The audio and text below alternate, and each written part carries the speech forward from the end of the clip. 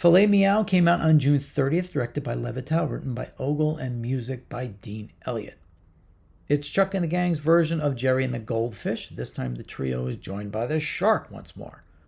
Tom does get to break out that garbage can suit of armor he'd used in an earlier cartoon. Now the title is a double pun, fish fillet and filet mignon. Not sure why they went back to the well with this close a story to one they'd already done. Then again, we just had a redo with the elephant, so. But hey, they did all those CinemaScope remakes, so guess par for the course. Matinee Mouse was released on July 14th, directed by Bill Hanna and Joe Barbera. Huh? Well, this one is yet another compilation cartoon, the first one in around 10 years. This time, Tom Ray did the compiling of old cartoons and arranged it so it's like Tom and Jerry are watching themselves in a movie theater with new music by Dean Elliott underneath. So we get clips from Love That Pup, The Flying Cat, Professor Tom, The Missing Mouse, Jerry and the Lion, The Flying Sorceress, Jerry's Diary, and The Truce Hurts. Now they use Metro-Color dupes for this to match the new footage, hence the older footage looks terrible. I don't know about the feasibility of updating the footage with the newer restorations when this hits Blu-ray. Not sure they want to go through that much work, but we'll just have to wait and see. To be honest, the new footage doesn't even look like Chuck's unit. They did it so they made the two look like they did back then, so very odd looking. The A-Tom-inable Snowman came out on August 4th, done by Levital and Ogle. No, Hugo doesn't show up here. He's over at Warner's. This time, the boys are up in the snowy peaks with a St. Bernard there to help when things go awry. This one pretty much uses all the snow gags they didn't already use in Snowbody Loves Me, plus all the booze jokes.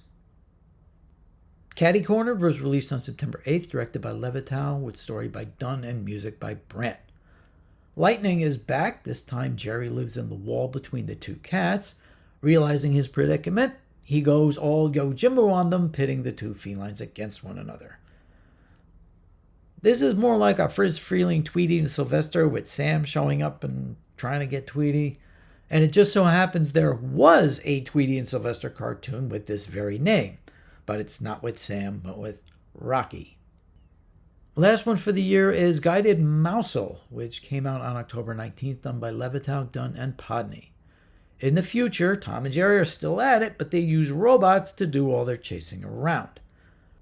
The robot cat here is an extension of the one in Push Button Kitty, though the mouse is more refined than the ones that showed up in that one. And does this ending here kind of predate 2001?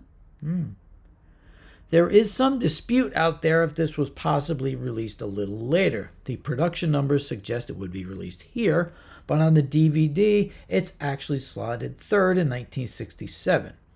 It does make more sense to break things up, and you'll see why it's better situated here. Before we leave 1966, we do have to note that Chuck and his team worked on yet another project in the non-Tom and Jerry category, this time especially for television and written by someone Chuck worked with back in his Warner days, but not in a way general audiences would have seen it. We'll go over this coming up in a few months in a very timely place.